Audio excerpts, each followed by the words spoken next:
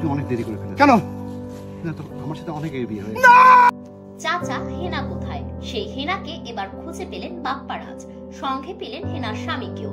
1996 সালে মুক্তি পাওয়া প্রেমের সমাধি সিনেমায় সংলাপটি সম্প্রতি সামাজিক যোগাযোগ মাধ্যমে বেশ ভাইরাল হয়েছে। আর ভাইরাল হওয়া এই কথাটি ঘিরে তৈরি হয়েছে হাস্যরস। অবশেষে সেই হারিয়ে যাওয়া হেনাকে খুঁজে পেলেন বাপ্পারাজ। টাঙ্গাইলে এক অনুষ্ঠানে দেখা হলো দুজনের, আর সেখানেই জমে উঠল পুরনো দিনের গল্প। অভিনেতা নাইম টাঙ্গাইলের সাহেব বাড়িতে এক অনুষ্ঠানের আয়োজন করেন, যেখানে উপস্থিত ছিলেন বাপ্পারাজ সহ বিনোদন জগতের অনেক তারকা। আর এই আয়োজনকে কাজে লাগিয়ে অবশেষে হেনার খোঁজ মিলল। আর এই ভাইরাল দৃশ্য শিরোনামে একটি ভিডিও ফেসবুকে পোস্ট করেছেন তারকা দম্পতি নাইম ও শাবনাজ।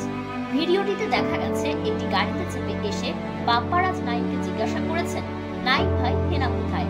তখন নাইম বলেন, বাপ্পারাজ তুই অনেক দেরি করে ফেলেছিস, আমার সাথে হেনার অনেক আগেই বিয়ে হয়ে গেছে।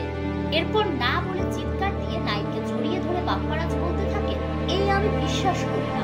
আর সঙ্গে সঙ্গে পেছন থেকে বৃথি আনোয়ার, ইমন সাহা, বিপ্লব, কুনাল সহ কয়েকজন মিলে গাইতে শুরু করলেন প্রেমের সমাধি ভেঙে মনের শিকল ছিঁড়ে পাখি যায় উড়ে যায় গানটি।